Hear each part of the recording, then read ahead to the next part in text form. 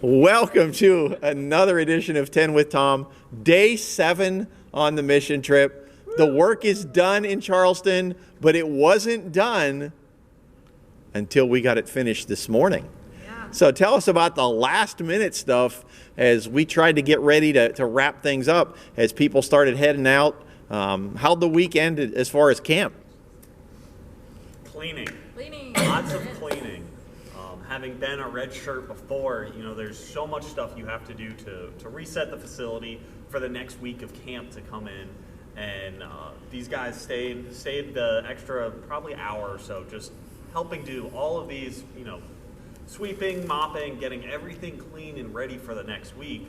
Yeah. Because I feel like the red shirts probably would have been doing it all afternoon had we not been able to help, because look at these guys, they're awesome. Well, and having been a red shirt, Will, what does that mean to the staff to have people go above and beyond that last day? Oh, it is such a huge blessing because, man, like I said, we would have been there if nobody helped us probably until 2 or 3 in the afternoon. After having students at camp from Sunday afternoon straight through, lights out at 11 o'clock, and then being back up at 5 or 6 in the morning to get stuff ready for the students that morning, it's nonstop. And so having somebody to help and just do the basic reset stuff is still such a huge blessing, because man, it really would just be monotonous work for a few hours getting every little bit of the facility clean and ready to go again. And I think they let us wake up the red shirts with all the pots and pans this morning. That was fun. Nice. The rest of the week, they blasted music outside our halls, and we woke up to let it go. They didn't do that for the guys. No. Oh, well, they did to us. Yeah, we had the girls. The girls had the better wakey time. We had peaceful awakenings. We got the loudspeaker at the end of the hallway that played just random Disney music, Veggie Tales, just for like 2 minutes straight every morning. So we got them back with pots and pans. Yep. To wake them up. Mm-hmm. They were back. Now, for those of you that have never experienced a work camp wake-up call, as the girls just mentioned, it's usually very loud, it's usually very obnoxious. But this year, because of all the construction going on at the church where we were staying, the guys kind of lucked out because they didn't have any way to get all that music piped in us. But to be fair to the girls, the music in the girls' dorm was so loud that you could actually hear it in the guys' dorm, which was another building away. And you got the better rooms anyway, so. They did. They got to stay at the Hilton while we stayed in a shack. Hey, but I would have easily traded off listening to wake-up songs to have carpet in my room. Some of the wake-up songs, we had a good time, too. We had dance parties. So the guys got all the sawdust out of their sheets and sleeping bags and air mattresses and all that. Everybody got packed up.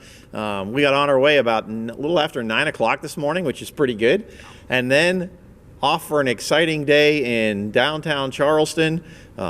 Everybody says there's no place to park in Charleston. When God's in charge, we found the exact same spot on 2 separate trips. So we pulled right in. Briefly, tell us about what did you guys do in Charleston today? Sweat? Oh, yeah. The high was like over 100 degrees, so it was not fun. It was the fun. The heat wasn't fun, but we went into the city market that went basically the whole length of downtown Charleston. It was really long, but there was a lot of cool vendors, and we had. Be louder. Be louder. Okay. There you go. There were a lot of vendors that we went to, and it was really cool. They had like little metal figurines that they made out of nuts and bolts and little rods of iron. They had magnetic puzzles, wooden magnetic puzzles that you could solve. There were a lot of shops selling like toy cars or paintings or jewelry. Especially those I forgot what it's called, but like the grass woven baskets and the flowers and stuff. I forgot what it was, but stuff like that. There's a lot of local artists, and they're kind of just different knick-knack things.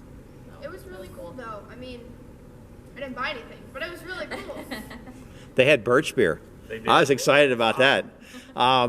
Now, as you were exploring some of the stores in Charleston once you got away from City Market, anybody find any like places that were giving out candy samples or anything like that? So Peyton found a great place that he thought was handing out candy samples. It was just multicolored soap. But I swear, he would have bitten into one if we didn't tell him it was We've soap. been like, ooh, candy. Poor Peyton, and he's crashing, so he's not even here to defend himself right now.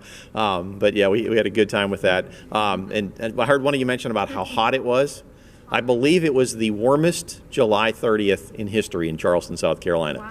Wow. When we got in the van to go looking for lunch, I think it registered after about a 15-minute drive. It was still registering 113 degrees outside, so that was the feel-like temperature. It was a warm one. Now, who picked lunch today? That was you, Keegan? Well, Tell me about the lunch expedition. So I found a place that I thought was cool, and it was called Park something pizza. I forgot exactly what it was called, but we went there, and it was like we left Charleston, downtown Charleston, and we were driving, and it was just like a little industrial district. We kept going, and then all of a sudden, bam, like a shopping center, just straight out of nowhere. And it was this little town, like it looked like it could have been a Hallmark town that was just popped up right out of nowhere. Whole shopping center, high school, houses, like just probably 2 square miles, but it was just all right there, just out of nowhere. But we went to the place, and then it said outdoor seating only. So we said no. It is too hot to do that. So then, backstory, Peyton had been wanting to go to an Irish pub all week. He said, Irish pubs have the best food. We should totally go to one. And then we looked to the left of the pizza company, and there is an Irish pub. So he's begging and begging and begging for us to go. So I was like, fine. So we went. It wasn't bad. It was a pretty good place. It was good. The And it was best place cold. all week. So you liked it, Gabby? I loved it. It was just because it was air conditioned, it made it seem that much better. Hey, they brought me a pitcher of Okay, water. because Will drank 4 glasses I of was water so before thirsty. she even came back with the food. Yeah. So at one point she just left the pitcher on the table because She was like, I'm not coming back here to fill this out. Hydration is key, guys. There you go. 100%. Hydro homies. Yeah. Yeah. So tell us about the Hydro Homies. Where'd that come from? Okay, it was Lindsay that did it. So she you get these Hydro Homie cards, and like if you're hydrated, then you get to keep it. But if you ever get dehydrated one time, you get it taken away for 90 days. mine renews And in then you October. give it back. Yours renews in October. So apparently you didn't make it one day, huh? So on Monday, I forgot my water bottle, and I just had some headaches right after we left the job site. But other than that, It it was counts. They counted Yep. it. It Yes. counts as dehydration. It's dehydration at its finest. All right. In the evening, tonight we had an opportunity to go explore a little bit of history and have some fun. Where'd you guys go tonight? Ghost tour. Ghost tour of what? The USS Yorktown. Yorktown. Just making sure I remember it right. So tell me what you learned on the USS Yorktown. It's That people can big ship Photoshop big. pictures very well. Yep. That really not dark what you said hallways in during abandoned it. ships are creepy. Yeah. No, It was the pictures- spooky. It was, I don't care what they say. It was spooky. It was scary. The pictures. Kate knows how scary I was. Danny was scared. Keegan was scared. Listen. I jumped. Okay, when he banged on the door. Yes. Oh So my we were God. sitting there, and he was talking. We went down to like the crew decks areas that was in the dark part of the ship that he didn't turn any of the lights on. And we were standing next to the cabin, one of the cabins, and he was telling the story about a guy who stayed there every night in the ship because he was like the guard, but he liked to stay down there because no one came. And he said he was sleeping one night, and all of a sudden, and he just pounds on the door. It was so But it wasn't loud. like right after. He like kept going with the story and then did it, so we were all caught off guard. Yeah. And I don't think any of us like didn't jump. Oh, I think yeah. we all jumped. It was eerie when you're standing in like the dark Yes. ship and someone makes a loud sound, but the pictures were just so obviously fake to me, but that was just my opinion. Kate does not like that. We had a good time though. It was The good. Yeah. flight deck was the It coolest. was fun. Yeah, the flight deck at night was really Yes, cool. that was Um, cool. Oh. Go ahead, Gabby. Wait, I want to share like a small story I did. So we were like in this area where they were still trying to repatch stuff, and I was sitting on something, and then I started bleeding out of nowhere, and I was like, oh crap, I'm bleeding. So then I got the funny idea to scare some new people that were going to come on the ship, so I took some blood and put it on there.